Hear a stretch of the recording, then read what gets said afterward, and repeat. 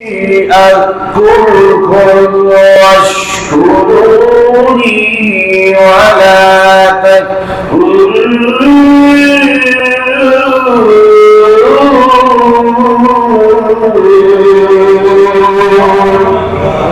কেন আমি আল্লাহ বলছি, আমি আল্লাহ স্মরণ করো বান্দা।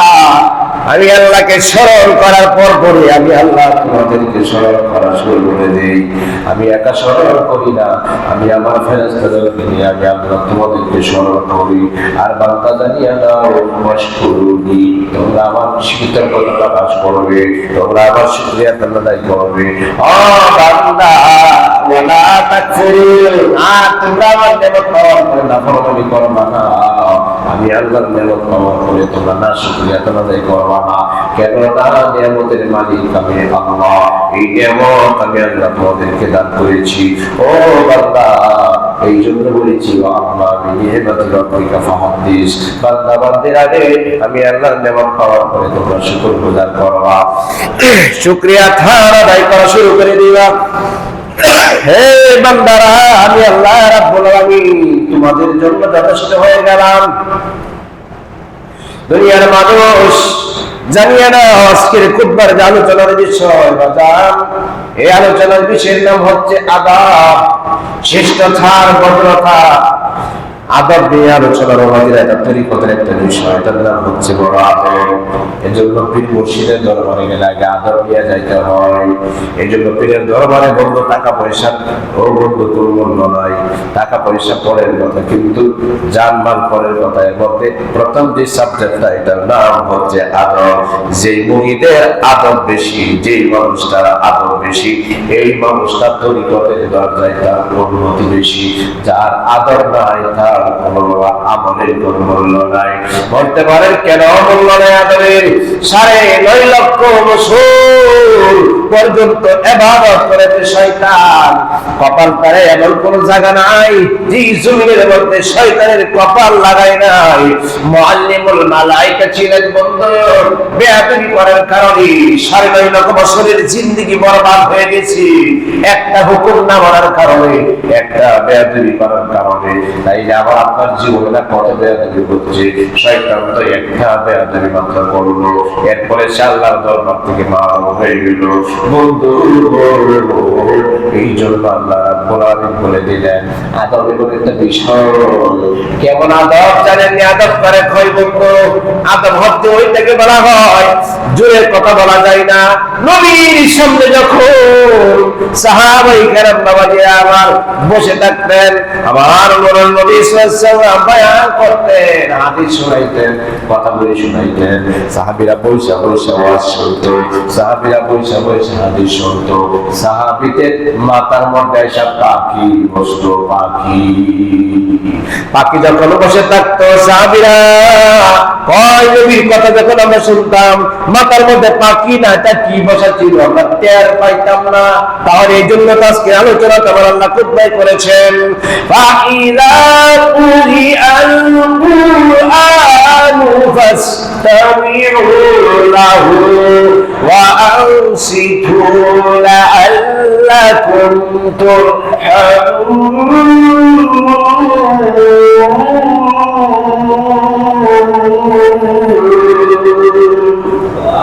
এই জন্য আল্লাহ বলেছেন বন্ধু, আপনি জানিয়ে দেন তামাম বিশ্ববাসীকে, ফাইজা কুরিয়াল কোরআন, যখন কোরআন হাদিসের আলোচনা শুরু হয়ে যায়, নবী গো এদেরকে জানিয়ে দেন তারা যেন মনোযোগ সহকারে শুনে। বন্ধু, বেয়াদবি করা যায় না। এই জন্য রহমাতুল আলামিনের সামনে সাহাবায়ে কেরাম বসতেন, মাথার মধ্যে পাখি বসতো। সাহাবীরা টের পাইতো না পাখি না মাথার মধ্যে কি বসছে। আর আমাদের শরীরে বাবাজিরা মশা একটু টাচ করলেও উপায় নাই। বন্ধুদের শরীরে মাছি বসতে পারে না, মশা বসতে পারে না। আমার নবীর সাহাবীরা বলে, নবীর বয়ান যখন শুরু করে দিয়েছিলেন, নবীর হাদিস মোবারক, পাখিরা আয়েশা মাথায় বসতো। আমার রহমাতুল আলামিনের কথাগুলি মাথার মধ্যে পাখিরা বৈশা বৈশা শ্রবণ করতো। ও বন্ধু, এজন্য আল্লাহ কয় ফাস্তামিউ লাহু, নবী গো আপনি জানায় দেন তারা যেন শ্রবণ করে, তারা যেন আপনার কথাগুলি আমার কথাগুলি যেন শুনে, তবে খালি কান দেয়া শুনলে হবে না, কিবা শুনতে হবে ওয়ানসিতু লাআল্লাকুম তুরহামুন, অন্তরের কান লাগায়া, দিলের কান লাগায়া, কলবের কান লাগায়া। ও বন্ধু, অন্তরের কানটা যখন লাগায়া দিবে আমি আল্লাহ রাব্বুল আলামিন ডিক্লিয়ার দিয়ে দিলাম, এদের পাতা বরাবর সুজা আমি আল্লাহ রহমত নাযিল করতে থাকবো। ওরে আমার মুমিন ভাই রে, বাইরে শয়ানে সম্বনে ডাকো দয়াল আল্লাহর নাম রে, হায় হায় শয়ানে সম্বনে ডাকো দয়াল আল্লাহর নাম রে। ওরে আমার মুমিন ভাই রে, ওরে আমার মুমিন ভাই রে, হঠাৎ একদিন আজরাইল আইসা দরজাই দিবে পারা, বাবা গো দরজাই দিব পারা। আরে জানের মালিক লইয়া যাইবে, প্রাণ পাখিটা উইরা যাইবে, পইরা থাকবে খাঁচারে, বাবা জানের মালিক লইয়া যাইবে, পইরা থাকবে খাঁচারে। ওরে আমার মুমিন ভাই রে, ওরে আমার মুমিন ভাই রে, ছেলে মেয়ে পাশে বসে কাঁদবে কত আপন বলে, আরে একলা একলা থাকতে হবে, একলা একলা থাকতে হবে জঙ্গল আর ভিতরে রে, বাবা একা একা থাকতে হবে বাজারের ভিতরে রে। ওরে আমার মুমিন ভাই রে, ওরে আমার মুমিন ভাই রে। এই জন্য আল্লাহ তাআলা জানাইয়া দিলেন পৃথিবীটার মধ্যে আমি সময় দিলাম নির্ধারণ কইরা, এই সময়টার ভিতরে বান্দা তুমি তোমার জীবনে যাতে বেয়াদবি না হয়, বেয়াদব কোনদিন আল্লাহর দরবারে জায়গা নাই, বেয়াদব আল্লাহর দরবার থেকে মাহরুম। এজন্য বেয়াদবি করা বন্ধু, ছোট বাচ্চাদেরকে আদব শিখাতে হবে, মুরব্বিরা বাবাজিরা আমার আদব নিয়ে কথা বলতে হবে, এজন্য আদব শিক্ষা দাও। নবী আগে বলছে তোমার ছেলে মেয়েদেরকে ছোট অবস্থায় তাদেরকে আদব শিক্ষা দাও, সুন্দর সুন্দর কথা বলাও, আগে সালাম শিখাও। ও বন্ধু, কেননা ছোটবেলা থেকে সন্তানগণ গড়ে ওঠে মায়ের পাঠশালার মধ্যে থেকে, মায়ের কোলটা হইল সন্তানের বিদ্যালয়ের পাঠশালা, শিক্ষার পাঠশালা, প্রাইমারি স্কুল, এইখান থেকে সন্তানগণ শিক্ষা গ্রহণ করে। এই জন্য সালাম যেন দেয়। কেমনে বাবাজিরা আমার বুঝাইতাম, হযরতে আনাস রাদিয়াল্লাহু তাআলা তিনি আমার নবীর 10টা বছর খেদমত করেছেন, তাকে আমার নবী খাদেমুর রাসূল উপাধি দিয়েছে। সুবহানাল্লাহ, খাদেমুর রাসূল বলেছেন আনাস 10 বছর আমার নবীর খেদমত করেছে। একটা মানুষ সব সময় বাবাজির খেদমত করে, খাদেম যাদেরকে বলা হয়, যে কোনো মুহূর্তে আসতে পারে খাদেম।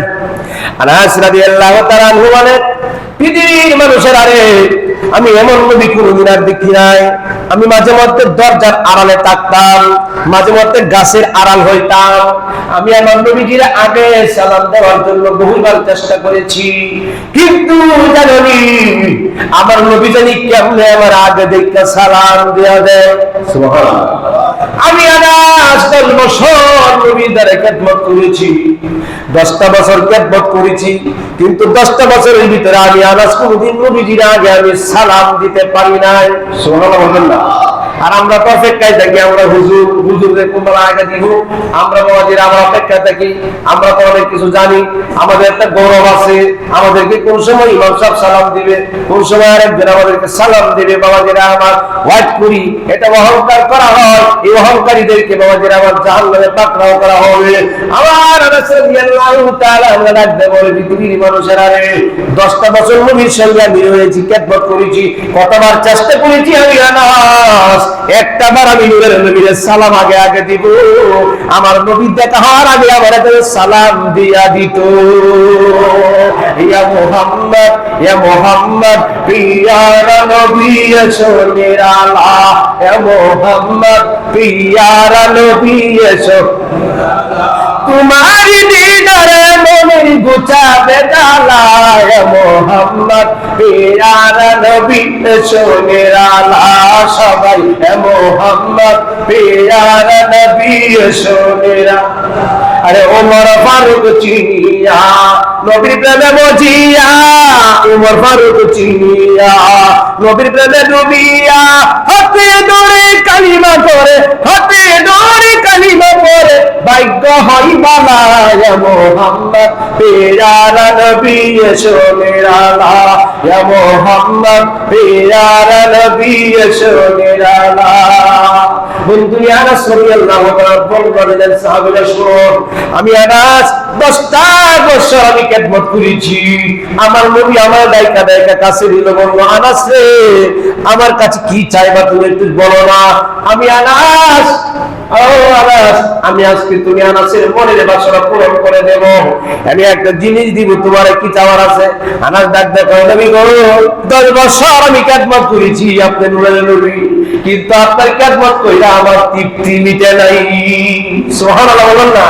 বন্ধু কোন মালিকের চাকরি করলে, কোন মালিকের গোলামি করলে, কারো বাড়িতে বড় বড় বাদশার বাড়িতে থাকলে মনে একটা আনসার আমার তো আর হয় মাঝে মধ্যে ভালো লাগে না, খারাপ লাগে, বেতন দেয় টাকা দেয় পরে ভালো লাগে না, ডাক দে কই নবীর আলাস রে 10টা বছর তুমি আমার নবীর খেদমত করেছো। আনাস, আনাস কই নবী গো 10টা বছরের ভিতরে কোনদিন আপনি আমার কোনদিন তুই করে কথা বলেন নাই, আমি আনাসে কোনদিন আপনি রাগ ঘর নাই আমার বুঝি, কতই না কাজের মধ্যে ভুল করেছি, কতই না অন্যায় হয়েছে, কতই না অপরাধ হয়েছে নবী গো, কোনদিন আমার উপরে আপনি কোনদিন চোখ রাঙায় কথা বলেন নাই। কথা দিলাম নবীজি কিচ্ছু জিনিসের আমার প্রয়োজন নাই, আমি আনাসের 10টা বছর খেদমত করেছি, আমার মন বলেন আপনার সেবা করি না নবী গো। আমি একটা জিনিস আপনার কাছে চাই, হাসরের কঠিন দিনে নবী গো আমি আনাস আপনার সঙ্গে জান্নাতের ভিতরে তাইকাও খেদমত করতে চাই। আমি কবে যাব রোজার কিনারে, বলেন না, আমি কবে যাব রোজার কিনারে, আরে রোজার পাশে গিয়ে আমি দেখিব নয়ন ভরে, হায় হায় রোজার পাশে গিয়ে আমি দেখিব নয়ন ভরে, আমি কবে যাব রোজার কিনারে, আমি কবে যাব রোজার কিনারে। আল্লাহর ইবাদত নবীর মহব্বতি যাব পালন করে, হায় হায় আল্লাহর ইবাদত নবীর সুন্নাত বাবা যাব পালন করে। কেন? যেই দিন তোমার কেউ থাকবে না সেই দিন পাইবা নবীরে কন্যা, যেই দিন তোমার কেউ থাকবে না সেই দিন পাইবা নবীরে, আমি কবে যাব রোজার কিনারে, আমি কবে যাব রোজার কিনারে, আরে রোজার পাশে গিয়ে আমি দেখিব নয়ন ভরে, কন্যা রোজার পাশে গিয়ে আমি দেখিব নয়ন ভরে, আমি কবে যাব রোজার কিনারে, আমি কবে যাব রোজার কিনারে। আনাস রে ও আনাস, নবী কই নবী গো, জান্নাতের ভিতরে আমি খেদমত করতে চাই। আমার নবী ডাকতে বলে, আনাস রে, জান্নাতের ভিতরে আমি নবীর সঙ্গে থাকবা, তবে শুনিয়া নাও, আজকে থেকে তোমার নাম ছিল আনাস, কিন্তু এতদিন ছিল তোমার নামের পিছনে আনাস, আজকে থেকে তোমার নামের পিছনে লাগাই দিলাম খাদিমুর রাসূল। তুমি যে আমি নবীর খাদেমগিরি করেছ, পৃথিবীর মানুষ কিয়ামত পর্যন্ত জানবে। শুধু তাই না, কঠিন কিয়ামতের ময়দানে প্রমাণ হবে তুমি আনাস আমার খাদেম ছিলে। এই জন্য নবীর সঙ্গে যারা সুসম্পর্ক করেছেন তারা খাদেমুর রাসূল হয়ে গেছেন। ওলিয়া উলিয়াদের সাথে যারা সুসম্পর্ক রেখেছে তারা আউলিয়াগণের খাদেমে পরিণত হয়ে গেছে। বন্ধু, এই জন্য আদরের কথা লাগিয়েছিলাম, আনাস কত আদর দেখাইছে, বারবার চেষ্টা করছে আনাস নবীজিরে সালাম দেওয়ার জন্য। আনাস কয় না, 10 বছরের ভিতরে একটা দিন আমি পারি নাই। কেমন নবী ছিলেন, কেমন আদব শিক্ষা দিয়েছেন, সুবহানাল্লাহ বলুন না, কেমন আদব শিক্ষা দিয়েছেন। আগের দিনে দেখতাম বন্ধু, ছোটবেলায় ছিলাম, পাড়াপড়শির মুরব্বীরা এক সন্তানের আরেকজনের সন্তানরা আরেকজনের শাসন করত। মা বাবা দুলাম ইচ্ছা, বাবা যে আমার বাড়িতে লয়ে যাই, তোর বই এরকম খরচ কেন? এই জন্য তো তোর চাচাই তোরে মারছে, তোর জেঠাই তোরে মারছে, তোর মামাই তোরে মারছে, তোর বড় ভাই তোরে মারছে। আর বর্তমানে কোদাল দিলে লাজিলে বাইর হয়, ঝগড়া বেশি হয়। আমার তার এরকম করবে কেন? আমার তো যেটা মন তেমন করবো, তের কি হয়েছে? এই জন্য তো বন্ধু সন্তান আদববান হয় না। ছোটবেলায় মুরব্বীরা দেখলে বন্ধু বয়ে তত্তর করে অন্তর কাঁপছে। আর এখন বর্তমানে মুরব্বীদের দ্বারা বয়ে আর ফাঁকনা কথা কয়, ঠিক না? আর আগেকার জমানে শাসন করছে একজনের সন্তানের আরেকজনকে অন্যায় করবে, আর এখন কথা কয়ে মুরব্বীরা বাঁচতে পারে না, কথা কয়, ঠিক না? এখন যদি একজনের একজন শাসন করে তো হয় নাই, ঝগড়া আরো বড় হয়। এখান থেকে সন্তান কি রায় পায় যে না, আমার কেউ কিছু করে দেয়, আম্মা আব্বার সাথে আমার পিছনে আছে, তা আমি যেটা আমার চাতে করা। আমার ছেলে ফ্রি ফায়ার করবো, তোমার কি? আমার ছেলে ইয়াবা খাইবো, তোমার কি? আমার ছেলে বাবা খাইবো, তোমার কি? হ্যাঁ, আমার ছেলে খাই গাঞ্জা, তুমি দেখছো আঞ্জা মেরে আধে হাকা, এটা সবার বলা হলেই করে। ছেলে আব্বাই কইছে, আম্মাই কইছে আঞ্জা মেরে খাইতেন গাঞ্জা, তো সুবিধা কি? কয়দিন পরে টেহানা দিলে বাপের আইন যাইব, মার আইন যাইব। এই কারণে কিন্তু মারে বাবাজিরা আমার সন্তানের ছেলে সন্তান মাকে দর্শন করে, নাউজুবিল্লাহ বলবেন না? এই দর্শনের শিকারটা আমরা শিখাই দিয়েছি, কারণ শেষ ঠিক থাকে না, কমন শেষ ঠিক থাকে না, মেন্টালিটি ঠিক থাকে না, অবধানে মা না বউ বোন না কি এটা বুঝে না, এখন অবশ্যই দর্শনের শিকার হয়, দর্শন করতে বাধ্য হয়। আমরা যদি এরকম কাজ করবার থেকে বিরত থাকি, আল্লাহ যেন আমাদের ছেলে মেয়েদেরকে হেফাজত রাখেন। জোরে বলুন আমিন, আরো জোরে বলুন না আমিন, আরেকবার বলুন না আমিন। শাসন হতে গেছে, দেখবেন উস্তাদরাও যদি এখন শাসন করে, তাহলে গার্জেন এখন সামনে কারাতে আমার সন্তানকে মারবেন কেন? স্কুল বলেন, মাদ্রাসা বলেন, মসজিদ বলেন, মক্তব বলেন, যেখানেই হোক, এই সন্তান কিন্তু ভবিষ্যতে আর মানুষ হয় না। কেন? এই যে মারার কারণে সন্তান, কারণ একটা উস্তাদ স্কুলে গেলে বা মাদ্রাসায় গেলে সন্তানরা আপনি যখন দিলেন উস্তাদের কাছে, তখন তারা আদব শিক্ষা দিব, আস্তে কথা বলবো না, মুরব্বীদেরকে সালাম দিবা, মা বাবাকে সালাম দিল, মা বাবার কথা শুনবা। এইটি যদি আপনার ছেলেরে শিক্ষা দেয়, আপনি যদি বাড়েন দেন মাদ্রাসায় দিয়া, মসজিদে দিয়া, মক্তবে দিয়া, স্কুলে দিয়া, আমার বড় একটা ক্ষতি হয়েছে। তাইলে এরকম গার্জেন যারা আছেন না দেওয়াই ভালো। এই সমস্ত কার্যকলাপের কারণে শিক্ষকদের উপরে অনেক সময় টর্চারিং করা হয়। এই নয়, এরপরে কি করা হয়? শিক্ষককে অপমানিত করা হয়। এই সন্তানটা বাবা শিক্ষকের কাছে দিলে শিক্ষক নিজের মতো গঠন করে তোলার চেষ্টা করবে। যত বড় হুজুর হোক, যত বড় ইঞ্জিনিয়ার হোক, যত বড় ব্যারিস্টার হোক, নিজের ছেলেরে নিজে ব্যারিস্টার বানাইবার পারে না। নিজের ছেলেরে নিজের বাবাজিরা আমার একটা কিছু গঠন করে তুলতে পারে না, ডাক্তার নিজে বানাইতে পারে না। আর একটা ডাক্তারি থিওরিক্যাল একটা যে আপনার সায়েন্স লেখাপড়া করো, তাইলে একটা প্রতিষ্ঠানে যাইতে অন্য উস্তাদের কাছে শিক্ষকের সাথে পড়াশোনা করিয়া ভবিষ্যতে ডাক্তারি অর্জন করবো। কারণ আমি বড় এমবিবিএস, আমি আমার ছেলেদের দিতে পারে ডাক্তারগিরি করাম না বাবা, এটা কোশ্চিন কালেও সম্ভব হবে না। হয়তো মাঝে মধ্যে আপনি প্রশ্ন করতে পারেন, বই কিতাবাদি নিয়ে বসতে পারেন, দেখতে পারেন কি কি হালে আছে, কিন্তু আপনি যে একুরেট ডাক্তার এবং বিসিএস খেলার বানাইবেন, এটা সম্ভব না। এই ভুলের ধারণা আমরা ভিতরে ঢুকছি যে আমরা তারা আমরা বানাইবো না, এটা কোশ্চিন কালে হয় না। অবশেষে সে কি হয়?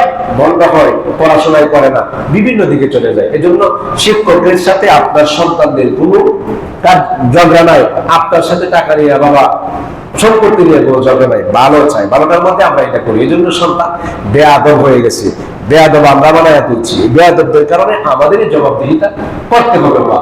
এই জন্য সকলেই আদববান হব, সকলের ছেলে মেয়েদেরকে আদববান শেখাবো। আর আমরাও শাসন করতে যাই কি করি, অনেক সময় যুবকরা মুরব্বীরা মুখের ভাষা এত খারাপ করা হয়, এই মুখের ভাষা খারাপ করে কিন্তু সন্তান মানুষ করা যাবে। মুখের ভাষা খারাপ করা যাইত না, মারান যাইতো না, ভয় দেখাইতেইব। ভয় দেখাইলে বলে যে না সর্বনাশ, আমরা তো মারবো। আর মাইরে যদি আমরা তাই ডর ভাঙে যাইব, কারণ মারা একটা দুটি কঠিন বিষয় না, মারলে আপনি মারতে পারবেন। শাসনের করতে মুখের দ্বারা, যাতে চোখ গোলা দিলেই সর্বনাশ, উপায় নাই। এই জন্য আমরা বিপরীত করি। আমরা করি কি যে মারতালে মনে হয় যে না, শিশুদেরকে জোরে জবাব দেওয়া যায় না, শিশুদেরকে আঘাত করা যায় না। বরং এগুলি টেকনিক্যাল বিষয়ে আমরা পরিচালনা করতে হবে। আমরা এটা বুঝি না, বোঝার কারণে কি রে মুখের ফুল তো দাদা গীতা আসি জানি না, হ্যাঁ বয়স 5 বছর, হ্যাঁ কই তোর হ্যাঁ দাদা কি আসি, হ্যাঁ গীতে হয়ে দিছে এইটা বড় বয়স তো তার হ্যাঁ বইতে একটা কাল নজর হ্যাঁ হ্যাঁ আমার দাদার কথা গীতা কইছি, পরে ভবিষ্যতে এটা উসল তুলে হ্যাঁ। এই জন্য আমরা এরকম যাতে না করি, আমরা নিজের আদববান হই, অন্যদেরকে আদববান শিক্ষা দেওয়া চেষ্টা করি। কথা বলতে কিনা এই পরিস্থিতি বর্তমানে চলছে বাবাজিরা আমার। সন্তান সকলের সন্তান সবার জন্যই সমান। এজন্য আমরা ছেলেদের দেখে আদব শিখাবো। কেন? আল্লাহ তাআলা বলছেন আদব শিক্ষা দেওয়ার জন্য, নবীজি বলছেন আদব শিক্ষা দেওয়ার জন্য, যাতে বেয়াদব না হয়। বেয়াদব হইলে কিন্তু এই সন্তান কাল কঠিন কিয়ামতের ময়দানে আমার আপনার বিরুদ্ধে নালিশ করবে, আপনার বিরুদ্ধে নালিশ করবে, আয় আল্লাহ আমার কোনোদিন আদব শিক্ষা দিছে না, এই জন্য আমার এই অবস্থা। এই আদব যখন শিক্ষা দেওয়া হইতো না, সন্তানটাকে আনবো যে তোমার আম্মা আব্বারে চিনোনি, ও হ্যাঁ চিনি, আনো আল্লাহর সামনে আনা হইবো, দেখবো কাদা তুমি এটা আম্মা এটা আব্বা, আদব শিক্ষা দিছিলা না? আদব শিক্ষা দেই নাই। আদব শিক্ষা দেওয়ার জন্য কোথাও দিছিলা, পাঠাইছিলা না? পাঠাই নাই। আল্লাহ আমার কোনো দোষ নাই। এই যে বুড়িয়া মা বুড়া বাবা এরা আছি, এরা আমরা মা বাবা আছি, এরা আমরা এই দিনের পর থেকে দূরে সরাই রাখছে, এই জন্য আমরা দিন শিক্ষা গ্রহণ করতে পারি নাই। পরে অর্ডার করো তুমি তামা গরম মাঠের মধ্যে শুয়ে পড়ো, শুয়ে দেওয়া হবে। এরপরে সন্তানকে বলবে তুমি বুকের উপরে পাড়া দাও, পাড়া দিয়ে তুমি জাহান্নামে আগে যাও, এরপরে মা বাপ সহ তুমি জাহান্নামে নিয়ে যাও। জোরে বলেন না নাউযুবিল্লাহ, আরো জোরে বলেন না নাউযুবিল্লাহ।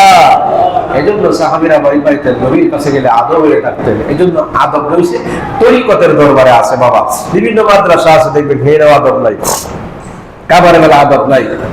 অনেক মাদ্রাসা আছে আমার সন্তানদেরকে আমতাজি টর্চারিং করে, অযথা টর্চারিং করে, বিভিন্ন আছে। খারাপ যেমন আছে, ভালো যেমন আছে, ভালো যেমন আছে, মন্দ তেমন আছে বাবাজিরা আমার। এই জন্য তরিকতের দরবারটা দেখবেন পরিপূর্ণ আদবে ভরপুর। হাজার হাজার মানুষ এখানে বিশ্বাস বসা, এখানে পীরের সামনে দেয়াদুরি করে না, চলে না। সবাই চুপ থাকার চেষ্টা করে, আরেকজনের চুপ থাকার চেষ্টা করে। তাইলে নবীজি যখন বসে থাকতেন বা নবীজি থাকতেন সামনে, সাহাবীরা কেমন ভয় পাইতেন, কেমন আদব দেখাইতেন, এখান থেকে আন্দাজ করা যায়। কথা বলতে কিনা আমার নবী কেমন আদববান ছিলেন বাবাজিরা আমার। ও বন্ধুরা রে, বাবাজিরা রে আমার, নবীজির সামনে অনেক সাহাবে কেরাম বসা ছিলেন। বসা থাকার পরে আমার নবী রাহমাতুল্লিল আলাইহি খেজুর বিতরণ করছে সবার সাথে, হাতে হাতে খেজুর বিলায় নিতেছে। ওটাই রাসূলুল্লাহ বাবাজিরা দাঁড়ায় গেলেন, দাঁড়ায় কইল কি গো আপনি ইনসাফ করেন নাই, আপনি বেইনসাফকারী। নবী রাহমাতুল্লাহি আলাইহি বলেন আমার মতো ইনসাফকারী পৃথিবীতে আর কেউ নাই। সাহাবায়ে কেরাম বললেন ও আব্দুল্লাহ ইবনে সুলুল, আমার নবী বেইনসাফকারী নয়, তারপরও দিতেছে মনে করেন দিলে একটু কম বেশি হয়। নবী কয় আমার বেলায় কোনো কম বেশি নাই, সব সমান, আগের জন্য যেমন পরের জন্য তেমন। আমরা দেওয়ার সময় দিকে দেখা মনে করেন মিডুই, পায়েস, দই, ঠান্ডা, মাংস, গোশত যেটাই হোক একটু মুখ দেখে সিগনে শাহিদারি করা হয়, নবী নিষেধ করেছেন। এগুলি করা যাবে না। 100 লোক এখানে বসছে, 5 জন এখানে বসছে, 500 জনকে সমান দিতে হবে। বেশ কম হয় কি হয় না আমাদের বেলায়? আমাদের বেলায় বেশ কম হয়। হয় না মুখ চিনতে মুখের দেয়, অনেক গ্রামবাসী কথা বলে মুখ চিনতে মুখের দেয়, এগুলি করবেন না। এই যে একটা ইনসাফ, এটা হচ্ছে একটা আদবের স্বভাব বাবাজিরা আমার, যে মুখ চিনতে চিনতে দেওয়া যেত না। এখানে সবাই বসছে, সবার সাথে সম্মিলিত ভাবে খাবার খাবো। কারণ জাবেরের বাড়িতে সবাই এক সময় খাবার খেয়েছেন তৃপ্তি সহকারে। বন্ধু এখানে কোনো কেউ কম কেউ বেশি না, সবাই সমান পেটে খাবার খাইছে। দেখা গেল অনেক সাহাবায়ে কেরাম খাবার খাইছে, এরপরে খাবার হয়েছে খাবার মাত্র অল্প। সুবহানাল্লাহ বলবেন না? এখন আমরা আদব নাই, খাবার শুরুতে বিসমিল্লাহ নাই, খাবার খাই তো কথা ঠিক, খাবার আইছে সামনে আলহামদুলিল্লাহ বলছে, খাবারের মধ্যে যে বিসমিল্লাহ বলে খাবার শুরু করলো না, সে যেন জাহান্নামের কিট খাইলো, সে যেন শয়তানের খাবার খাইলো। বিসমিল্লাহ আমরা জানি না, কই কিতা বিসমিল্লাহ বা যেন এটা জানি না, আমরা বিসমিল্লাহ কয়ে কানা শুরু করি। কি করা জিগাইলাম না কোনদিন, হুজুর বিসমিল্লাহ না বিসমিল্লাহ এটা বলে আমরা গুনতি শুরু করছি। কি করা হুজুররা কইছে বিসমিল্লাহ কয়ে খাওয়ান লাগে, বিসমিল্লাহ দিয়ে শুরু করে দিছি। কি করা যাইব বাবা, এটা করা যাইতো না। খাবারের আগে আমরা বিসমিল্লাহি ওয়া আলা বারাকাতিল্লাহ বলে কানা শুরু করব। আমরা আগে আগে সালাম দেওয়ার চেষ্টা করব, কারণ আদবে আল্লাহর ওলিতে পরিণত হয়ে যায়। বেয়াদব 9.5 লক্ষ বছর পর্যন্ত মুআল্লিমুল মালায়েকা বন্দেগী করেছিলেন, ইবাদত করেছিলেন, অবশেষে আল্লাহর দরবার থেকে মারুফ হয়ে গেছে। জুনে বলেন না আউযুবিল্লাহ। আর হযরত আদম সফিউল্লাহ আল্লাহর আইন অমান্য করেছিলেন, সেজন্য কিন্তু জান্নাত থেকে পৃথিবীতে বিতাড়িত হয়েছেন, এসেছেন। এজন্য আল্লাহর আইন, আল্লাহর সীমালঙ্ঘন যেখানে নাই বাবা, এখানে নতুন মেহমানের আগমন হচ্ছে। মহসিন ভাই আছে, মাশাআল্লাহ বলেন না, মহসিন ভাই আছে, আরো লেগে আছে দাদা বাবা। এই জন্য মেহমান আসলে আমরা খুশি। আমাদের মসজিদে মসজিদে অনেক মানুষ নামাজ পড়ার জন্য প্রায় সময় থেকে বাইরে থেকে অনেকে মনের আবেগে আয়, কারণ এটা বড় পীরের নামে গাউসুল আজম জামে মসজিদ। এখানে আসে বাবা, এই মসজিদে আসলে বড় পীরের পিছনে কিছু ভাই আছে পম্পের উপরে, তবে সবার না। দেখবেন অমূল্য ধন, অমূল্য সম্পদ যার কাছে আছে, হ্যাঁ বেশি বুঝে না। স্বর্ণের মালিক জেলা আতায় অভ্যাস, মেডেলের মেডেল শুনলো, কত বাজ করে বড় করে দিয়েছে। আর যেমন কাছে এক বুড়ি আছে, লাশ বুড়ি, কত লাগাই তো মাটির তলে তো এই নে তো এই নে তো, যদি কেউ দেখে আর হে মানে দিয়েছে সিসি ক্যামেরা ভিউ করে রাখছে যে এখানে স্বর্ণ আছে। এই জন্য আমরা মূল্য দিতে জানি না, আমরা নিজেকে নিজে মূল্যায়ন করবো। নিজেকে যখন মূল্যায়ন দিব, তখন আমরা আরেকজনদের মূল্যায়ন দিতে চেষ্টা করবো। নবী বলেছেন তোমরা কাউকে অমূল্যায়ন পাবো না, এবং নিজেকেও তোমরা অমূল্যায়ন মনে করবা। নিজের মূল্যটা আগে নিজে দাও। কেমনে? তুমি আল্লাহর তৈরি বান্দা, তুমি আল্লাহর সৃষ্টিকৃত বান্দা, তোমার মধ্যে যা দিয়েছেন আরেকজনের মধ্যে তা দিয়েছেন। এই জন্য তুমি তোমার মূল্যায়ন কইরা আরেকজনকে তুমি মূল্যায়ন করো। আল্লাহ রাব্বুল আলামিন বলছেন, যদি কেউ একজনের সম্মান দেয়, মূল্য দেয়, আল্লাহ কয় এই মানুষটারে আল্লাহ রাব্বুল আলামিন তাকে আরো সম্মান মর্যাদা বাড়ায় দেয়। সুবহানাল্লাহ বলবেন না? কারণ আমরা সম্মান চিনি না বাবাজিরা। আবার সম্মান বাবা টাকা পয়সা দিয়ে হয় না, সম্মান একটা আল্লাহর দেওয়া জিনিস, সম্মান একটা আল্লাহর নিয়ামত। টাকায় যদি সম্মান হইতো, নমরুদ কোটি কোটি মিলিয়নের মালিক ছিলেন, সম্মান হইতো। আবু জাহেল কত কোটি কোটি মিলিয়নের মালিক ছিল, সম্মান হইতো। কিন্তু বাবা গরিব সাহাবী হযরত বেলাল, এই বেলালের নামটা এখনো আছে। কিয়ামতের ময়দানে বেলালের নাম ধরে আল্লাহ নিজে ডাক দিবে। সুবহানাল্লাহ বলবেন না? হয় আল্লাহ বলবেন না সুবহানাল্লাহ? টাকা পয়সাই কিন্তু হইতো, তাইলে বেলালকে মুয়াজ্জিন বানাইতো না। এই তৎকালীন সময়ে বাবাজিরা আমার, ওমর ফারুক বড় ধনবান ব্যক্তি ছিলেন, সিদ্দিক আকবর বড় ধনবান ব্যক্তি ছিলেন। আল্লাহ নিজে পছন্দ করেছে, সব শিখতেছেন। বেলালকে আবার আল্লাহ চয়েস করেছে। বেলালকে দেখতে সুন্দর দেখা যাইতো না, কালো কুচি গরিব মানুষ। আল্লাহ কয় বেলালের অন্তরটা দুধের চেয়েও সাদা। বেলালের যে হৃদয় আছে, কলম আছে, এই সফটওয়্যারের মধ্যে কোনো ভাইরাস নাই, নিখুঁত নির্ভেজাল। কোটি কোটি টাকার মালিক তৎকালীন সময়ে ছিল, কয়টার মধ্যে সব ভাইরাস। কিন্তু বেলাল রানী আল্লাহর কাছে ভালো হয়েছে, পছন্দ লেগেছে। বেলাল মসজিদে নববীর প্রথম ইসলামের মুয়াজ্জিন বানায়া দেওয়া হয়েছে। সুবহানাল্লাহ। আরো কি বলবেন না সুবহানাল্লাহ? টাকা পয়সা দিয়ে মানুষ চেনা যায় না, মানুষ চেনা যায় গুণের দ্বারা। কিসের দ্বারা? মানুষ চেনা যায় কের দ্বারা? গুণের দ্বারা। এটাই বাবা। মনে কয় মানুষটা মোর ছেলে ভালো হয়েছে, মনে ফেসবুকে পোস্ট করে, ইউটিউবে লেখে, আর এই মানুষটা কেন মারা গেল। এজন্য মানুষ চিনতে হবে গুণের দ্বারা। বাবা দিন আমার মানুষ এমনিতে চেনা যায় না, মানুষ চিনতে হবে আমাদের চলাচলের দ্বারা, গুণের দ্বারা। বাবা দিন আমার লোকটা কেমন ছিল, সামাজিক পর্যায়ে কেমন ছিল, সমাজের ক্ষেত্রে কেমন ছিল। লোকটা যদি সামাজিকতার মধ্যে ভালো থাকে, দেখবেন লোকটা মারা যাওয়ার পরে পরে সঙ্গে সঙ্গে মানুষের অন্তর থেকে কান্না চলে আসবে। এটা কানতে হবে না, দেখাইতে হবে না। অন্তরের কান্না, আসল কান্না, চোখ দিয়া পানির কান্না নয়। হৃদয় থেকে যদি বলে আল্লাহ এই মাত্র কালকে কথা বলছি, আজকে শুনলাম মারা গেছে, কতই না ভালো ছিল, আমার কতই না উপকার করছি, এইটাই হলো দোয়া। এই দোয়ার বদলিতে আল্লাহ তাআলা মাফ করে দেয়। সুবহানাল্লাহ।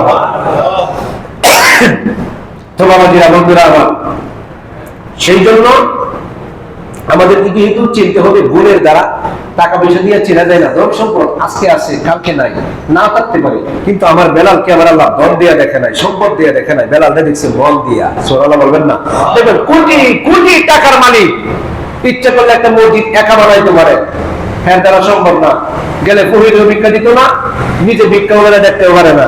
আর মসজিদে দানের কথা বলে এসে গেছে, দানের কথা বলে সে তুলে কিন্তু আল্লাহ কয় এরা সম্পদ দিছি, জমায়া দিছি, এইগুলি দিয়ে চেনা যেত না, এগুলি আমি আল্লাহ কিছু সাময়িক সময়ের জন্য আমি আল্লাহ দিছি। আর দেখবেন উদাহরণ দিনে আনে দিন খায়। মসজিদে একটা মোয়াতারের মনে করেন যে কোনো একটা জিনিস নষ্ট হইল, যে কোনো একটা জিনিস ক্ষতি হয়ে গেল, একটা বলতে দেরি হয়, হ্যাঁ আগে দিতে দেরি হয় না, এখন আমার নামটা বলেন না, কিচ্ছু করেন না, আমি দিছি, আল্লাহ দেখছি। আর দেখবেন টাঙ্কি দেয় মসজিদে, মদিনা টাঙ্কি, টাঙ্কির নাম আছে মদিনা টাঙ্কি, গাজী টাঙ্কি, বিভিন্ন টাঙ্কি, আমার নামটা এখানে লিখে দিতে হবে, আমি অমুক বাড়ির এমুক পালোয়ান, এমুক বাড়ির এমুক ডাঙ্গা, এমুক বাড়ির এমুক চাঙ্গা।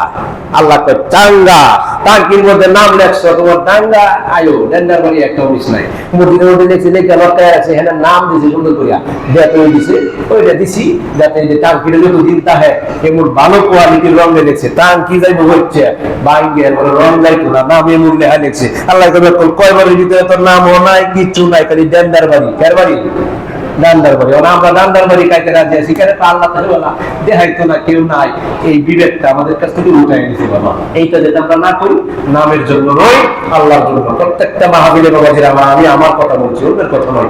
ইচ্ছা করলে পীর লিখতে পারি, ইচ্ছা করলে বিভিন্ন কিছু টাইটেল লিখতে পারি, না সময় লিখি না, মসজিদের নাম দেই, কিশোরগঞ্জের নাম দেই, দরকার নাই। এইগুলি হচ্ছে নিজের আমিত্ব। আজকে যদি আমি বলি যে আমার মতো আর কেউ নাই, আল্লাহ কয় বের কর, তোর ভিতরে যে কিছু আছে এটা থাকতো না, তুই যে কোটি টাকার মালিক, তোর ভিতরে যদি প্রকাশ করছস থাকতো না, ব্যাক কর, তোর যে সন্তান দিছে আমি আল্লাহ, এটা তুই গায়ের যুদ্ধে আইছো, দেহের থেকে কম আছে রে, একটা কথার কারণে দেখবে ব্যক্তির এমন ভাইরাস দেন মাদ্রাজ নিয়ে অবাসানের সুযোগ পাবে না। কথা বলতে কি না? এজন্য অহংকার কারোর জন্য শোভা পায় না, আল্লাহর জন্য শোভা পায়। এটা তার কামালিয়াত বাবাজির, আমার এটা আমার আল্লাহর দেওয়া জিনিস, আমরা পাইছি, ব্যবহার করছি। জবানটা যদি বন্ধ করে দেই বন্ধু, এখনই শেষ, আর বাহাদুরি আর থাকবে না। চক্ষুর মধ্যে যদি একটু সালি ফেলা হেরে অপারেশন করলে অনেক সময় চোখ নষ্ট হয়ে যায়, আর ভালো হয় না। আল্লাহ তো দিছি বান্দা, নেমত শুকরিয়া তো আদায় করো। তোমার ক্যাপাসিটি নয়, এটা তোমার এবিলিটিতে নয়, আমি আল্লাহর নেমত, আমি আল্লাহ কিছু সময়ের জন্য তোমারে দিছি, আমি আল্লাহর চিনার জন্য। এজন্য মানুষ চিনতে হবে সিফাতের কারণে, গুণের কারণে। কি গুণ? যে গুণটা হচ্ছে বাবাজিরা আমার সামাজিক ব্যবস্থা বলেন, আপনার ফ্যামিলিগত ব্যবস্থা বলেন, অর্থাৎ ওয়ার্ড ভিত্তিক ব্যবস্থা বলেন, গ্রাম পাড়া প্রতিবেশী ব্যবস্থা বলেন, লোকটা কেমন আচার আচরণে, লোকটা কেমন সামাজিক ব্যবস্থায় তার অবদান আছে, এখানে প্রকাশ পেয়ে যাবে যে না লোকটা এমনি যাই যাবে না। তবে একটা কথা, লোকটারে তো আগে কোনোদিন সালাম দিতে পারি না। একটা গুণ, একটা গুণের জন্য মানুষ কিন্তু নাজাত পাইয়া যাইব। একটা গুণ, হ্যাঁ দেখছি সবসময় কুকুরে খাওয়ান দিছে, সবসময় তো অভ্যাস কি কুকুরে বাজারে আইলে রাস্তায় হ্যাঁ খাবার খাওয়াইছে। একটা গুণের কারণে মানুষ জান্নাতে চলে যাবে, এত গুণের দরকার নাই। কারণ বলছেন কি, মুমিন বান্দা সলিহিন বান্দাদের জন্য এত আমলের দরকার নাই, অল্প আমলেই যথেষ্ট, নাজাতের উসিলা হবে। গাছটি মেলা পাহাড় পরিমাণ দরকার নাই। সবচেয়ে ফাঁদা হচ্ছে, সবচেয়ে আল্লাহ পাওয়ার মাধ্যম হচ্ছে মানব সেবা। এজন্য দেখবেন বিদুর্মী যারা আছে অন্য লাইনের, তারা কিন্তু মানব সেবারে আঁকড়ায় ধরে রাখছে। কারণ মানব সেবার মধ্যেই ক্ষুধা প্রাপ্তির নিগুণ তত্ত্ব রয়েছে মানব সেবার মাধ্যমে। আমরা একজন আরেকজনে দেখতারি না, এই যে করতারি না, পেটে করতারি না, হেমুক মিল নাই, তুমুক মিল নাই। বন্ধু, মানব সেবাটাই হচ্ছে পরম ধর্ম, দয়াশীল ধর্ম। আমরা যাতে একজনের প্রতি আরেকজন সহানুভূতি হই, আল্লাহ যেন সেই সেবায় সেবিকা বানায় যেন আমাদেরকে দুনিয়াতে রাখেন, পরকালে যেন মানব সেবার কাতারে আমাদেরকে দাঁড় করায়। সকলে বলুন আমিন। আমার কথা কি কষ্ট পেয়েছেন আপনারা? আল্লাহ রাব্বুল আলামিন যেন বাবা আমার ছেলেটা ট্রাইফয়েড জ্বর, আপনারা জানেন, মুসলিয়া যারা আছেন অনেকে জানেন যে গত শনিবার থেকে ট্রাইফয়েড জ্বরে আক্রান্ত। আলহামদুলিল্লাহ গত 2 দিন যাবত ভালো আছে, বাড়িতে নিয়ে আসছি, অ্যান্টিবায়োটিক ইনজেকশন চলছে। ইনজেকশন কিছু না, আল্লাহ যদি বাবাজিরা এই ওষুধ কাজ না করায়, ওষুধে যায় জিগায় আমি কাজ করবো, আল্লাহ কয় কাজ করো, যদি না করে যায় কাজ করো না। দেখবেন এই দেশের ওষুধ তো, বাংলাদেশের ওষুধ বাদ নাই, সব শেষ। বাইরে নিয়ে যাও, সিঙ্গাপুর নিয়ে যাও, মাদ্রাজ নিয়ে যায়, এখন কাজ হয় না। আর একটা না ফাটে দেখতে কাজ হয়ে যায়। আল্লাহ জিগায়, আল্লাহ কয় ওষুধ, আল্লাহ আমি কি করতাম, কাজ শুরু করে দাও। এটা আল্লাহর দেয়া নিয়ামত। সন্তান সন্ততি, টাকা পয়সা, রোগ বিধি, অসুখ বানানো ছিল আল্লাহর নিয়ামত। আমরা শুকরিয়া তার সব মিলায়া সব দিক দিয়ে আমরা ভালো আছি। অসুস্থ থাকলেও সবাই 3 বার বলি আলহামদুলিল্লাহ, আরেকবার বলি আলহামদুলিল্লাহ, আরেকবার বলি আলহামদুলিল্লাহ। আমি আমার ফ্যামিলির জন্য দোয়া চাই, সকলে ফ্যামিলির পরিবার অসুস্থ হওয়া। আমি নিজেও সর্দি জ্বরে আক্রান্ত, মোটামুটি আল্লাহ সুস্থ রাখছে, আলহামদুলিল্লাহ নিয়ামত। মালিক যেন সবাই ভালো রাখেন। মহসিন ভাই আসছেন, হ্যাঁ, জাফরাবাদ থেকে, আর অনেকে আসছেন। সকলের জন্য দোয়া করি, এলাকাবাসীর জন্য দোয়া করি। আমরা কবরবাসী যারা আছে তাদেরকে যেন ভালো রাখেন। মসজিদ কমিটির সভাপতি অসুস্থ, ফুসফুসের সমস্যা, সাবেক সভাপতি অসুস্থ, বিভিন্ন মানুষ যারা কমিটির মধ্যে আছে সকলেই পরিবার পরিজন নিয়ে এখানে যারা আসছেন, সাধারণ আম পাবলিক যারা মসজিদের সাথে রুকু দিয়া, সেজদা দিয়া, মুষ্টি বালু দিয়া, কথা দিয়া এক অক্ত জীবনে নামাজ পড়ে যারা এখানে অংশগ্রহণ করেছেন বা চলে গেছেন, সবাই যেন আল্লাহ তাআলা নাজাত দান করেন। সবাই বলুন আমিন। আরেকবার বলুন আমিন। আরেকবার বলি আল্লাহুম্মা আমিন। আসসালামু আলাইকুম ওয়া রাহমাতুল্লাহি ওয়া বারাকাতুহু। যারা সুন্নাত পড়েন নাই 4 রাকাত কামরাল জুমা